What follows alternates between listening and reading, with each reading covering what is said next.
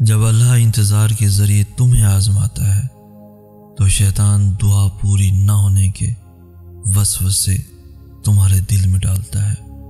وہ چاہتا ہے کہ تم ہمت رکھو، تمہیں تمہارے درد کا در ملنے والا ہے۔ اگر مانگا ہے تم نے ایک قطرہ تو یقیناً تمہیں پورا سمندر ملنے والا ہے۔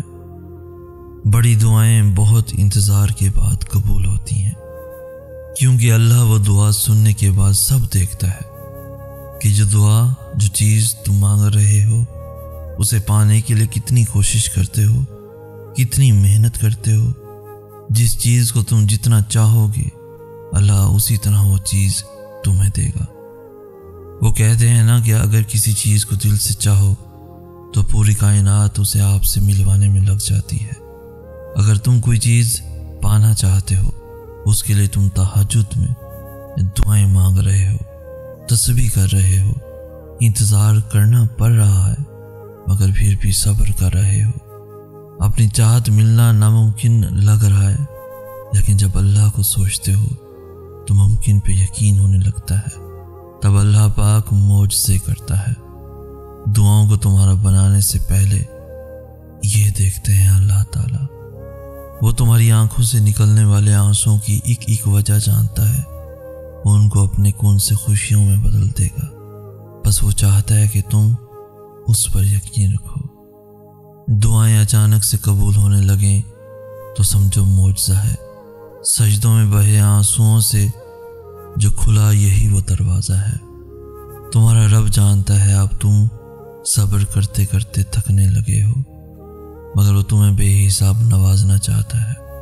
سمجھ لو کچھ ہی دوری ہے، تم منزل کے پاس ہی ہو۔ نایاب شے لینے کے لیے وقت درکار ہوتا ہے۔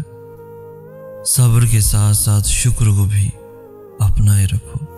وعدے کا وقت قریب آ گیا ہے۔ جس رب نے دو جہاں سمیٹ رکھے ہیں وہ تمہیں بھی ہمیشہ بکھرا رہنے نہیں دے گا۔ جس امید سے تم نے دعا مانگی تھی اب قبولیت کا وقت ختم ہونے کو ہے۔ تمہارے ہر آنسوؤں کو اب وہ کچھ ہی وقت میں مسکراہٹوں میں بدل دے گا۔ اللہ کی لاٹھی بے آواز ہے، وہ پہلے ڈھیل دیتا جاتا ہے اور جب رسی کو کھینچتا ہے تو انسان منہ کے بل آ کر گرتا ہے، اور پھر کائنات کی کوئی شے اسے اٹھا نہیں سکتی۔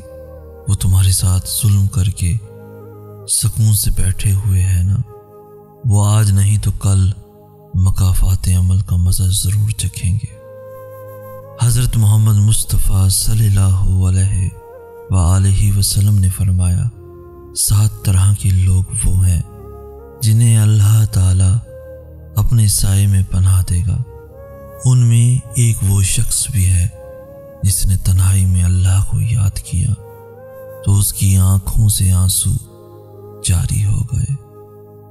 دعائیں جب قبولیت کے لیے اللہ کے روبرو ترتیب سے کھڑی ہوتی ہیں تو تہجد کی دعائیں سب سے پہلی صف میں ہوتی ہیں، وہ صف جسے اللہ نے سب سے پہلے اپنے کن سے نوازنا ہوتا ہے۔ تم دیکھنا وہ کن کہے گا اور تمہارے سارے زخم بھر جائیں گے، تمہیں تمہاری چاہت عطا کر دی جائے گی۔ تم بس اللہ سے دعا مانگتے رہو۔ یقین رکھو جس نے مقدر لکھا ہے وہ اسے بدل بھی سکتا ہے۔ دعاؤں کے جواب بھلے فوراً نہ ملیں، مگر توکل رکھو گے تو دعاؤں کے جواب ضرور ملیں گے۔ وہ تمہارے ساتھ ہونے والی ہر زیادتی کو دیکھ رہا ہے، تمہارے ہر دکھ ہر تکلیف سے واقف ہے، اور وہ انصاف والا اور تم سے محبت کرنے والا بھی تو ہے۔ بس اپنے حالات اسی کے حوالے کر دو اور پھر بے فکر ہو جاؤ۔ جس چیز کے ذریعے اللہ تمہارا امتحان لیتا ہے، اختتام میں اسی چیز کو بہتر بنا کر تمہارے لیے صلہ لکھ دیتا ہے۔ دعائیں مانگتے رہا کرو، قبولیت کے فیصلے نیت اور طرف دیکھ کر کیے جاتے ہیں، حالات اور اسباب دیکھ کر نہیں۔ کوئی اتفاق نہیں ہے، یہ اللہ کی رضا ہے۔ لب پہ آنے جانے والی ہر دعا قبولیت کی دعا ہے۔ شفا بن جاتے ہیں وہ آنسو جو جائے نماز پر بہائے جاتے ہیں۔ اللہ سے جڑنے کے لیے انسان کا ٹوٹنا بہت ضروری ہے۔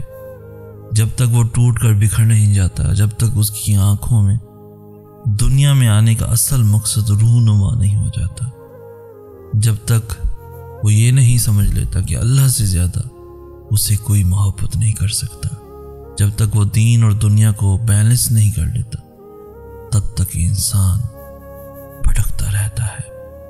کبھی کبھی ایسا لگتا ہے جیسے ہماری دعائیں قبول نہیں ہو رہی، جیسے وہ ہمیں جواب نہیں دے رہا۔ ایسا نہیں ہوتا، وہ ہماری سب دعائیں سنتا ہے، بہت غور سے، بہت پیار سے، ہماری ہر پکار پہ ہماری طرف دوڑتا چلا آتا ہے اور ہماری ہر دعا کو اپنے پاس سنبھال کر رکھ لیتا ہے، کیونکہ وہ بہتر جانتا ہے کہ کسے کب اور کیسے دینا ہے۔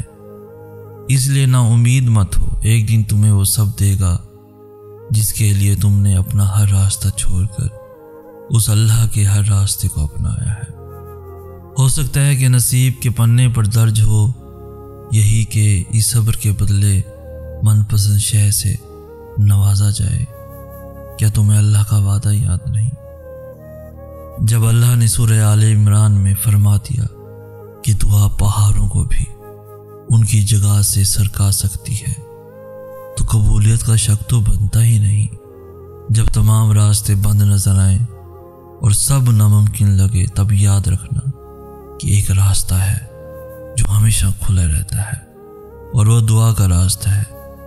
اس راستے سے گزرنے والے ہمیشہ منزل تک پہنچتے ہیں، کیونکہ لفظ ناممکن میں بھی اللہ نے یقین رکھنے والوں کے لیے ممکن کو آیا رکھا ہے۔ آگ گلزار کر دی گئی جب اللہ تعالیٰ نے ابراہیم علیہ السلام کا بھروسہ دیکھا۔ جب حضرت جبرائیل علیہ السلام نے ان کو مدد کا کہا کہ وہ ان کو آگ سے بچا لیں، تو انہوں نے کہا جو اللہ چاہے اسی میں راضی ہوں میں۔ اللہ بہترین کارساز ہے۔ وہ کچھ بھی مانگ سکتے تھے مگر انہیں اللہ پر یقین تھا، اور اللہ نے بھی ان کا یقین ٹوٹنے نہیں دیا۔ اللہ تعالیٰ نے آگ ٹھنڈی کر دی، اللہ تعالیٰ نے معجزہ کر دیا۔ معجزہ اس طاقت کا نام ہے جس کی بنیاد کامل یقین ہے۔ ابراہیم کا اللہ ہمارے لیے بھی معجزے کر سکتا ہے، بس اللہ پہ چھوڑ دو، سب کچھ معجزات خود بخود ہو جایا کریں گے۔ ٹوٹے ہوئے دل تو بہت انمول ہوتے ہیں، کیونکہ ان دلوں میں اللہ بستا ہے، اور جس دل میں اللہ بس جائے وہ دل نایاب ہو جایا کرتے ہیں۔ اللہ کے پاس وہ سب کچھ ہے جو تمہیں دینے کے لیے دنیا کے پاس نہیں۔ اللہ تم سے ہر اس دل کے بارے میں پوچھے گا جو تم نے توڑا ہے۔ جب اپنوں کے درمیان بیٹھے ہوئے آنکھیں پانی سے بھر جائیں، منہ چھپا کر آنسو صاف کرنے پڑیں اور چہرے پر زبردستی کی مسکراہٹ سجانی پڑے، تب زندگی سے زیادہ بے رحم کچھ نہیں لگتا۔ ہاتھوں کا اٹھ جانا یا سر کا جھک جانا کبھی بھی ہمارے بس میں نہیں ہوتا۔ ہم اللہ کو کبھی نہیں چنتے، اللہ ہمیں چنتا ہے، پھر چاہے وہ ہمیں صرف لڑکھڑانے پر چن لے یا کوئی زوردار ٹھوکر کھا کر زمین پر منہ کے بل گرانے کے بعد، پھر چاہے وہ خوشی کے آنسوؤں میں چن لے یا درد کے ایک لمبے سفر کے بعد۔ فرق اس چیز سے نہیں پڑتا کہ وہ کیسے چنتا ہے، لیکن یہ ضروری ہے کہ وہ بس چن لے، کیونکہ ان سے بہتر کبھی کوئی نہیں ہو سکتا جو اللہ کو پسند آ جائے۔ جن لاکھوں مایوس لوگوں میں سے ان کے دل میں صرف ایک خیال ڈال کر چنا جاتا ہے، امید کا خیال، قبولیت کا خیال اور اس رب پر یقین کا خیال۔ ایسا خیال جس کا پیچھا کرتے کرتے وہ اللہ تک پہنچ جاتے ہیں، جن کی پہنچ 7 آسمانوں پار تک ہو۔ ان کے زمینی کاموں کے ذریعے پھر کیسے اور کہاں سے بنتے ہیں، یہ خیال بڑے بڑے عقل والوں کی سمجھ سے بھی باہر ہے، کیونکہ وہ ممکن اور ناممکن کی جنگ میں الجھ کر ہار جیت کا فیصلہ خود سنا دیتے ہیں۔ اگر حضرت ابراہیم علیہ السلام کو آگ سے بچایا گیا تھا تو تمہیں بھی بچایا جائے گا۔ اگر حضرت موسیٰ علیہ السلام کے لیے راستہ بنا تھا تو تمہارے لیے بھی ضرور بنے گا۔ ان کا رب بھی وہی تھا جو تمہارا ہے، لیکن فرق یہ کہ تم یقین کے ساتھ صبر نہیں کرتے۔ اللہ کے راستے پر اس کی مدد آتی ہے، مگر صبر کرنا ہوگا، ہر حال میں سجدہ کرنا ہوگا۔ وہ تمہیں ہمیشہ وہ عطا کرتا ہے جو سب سے بہترین ہو۔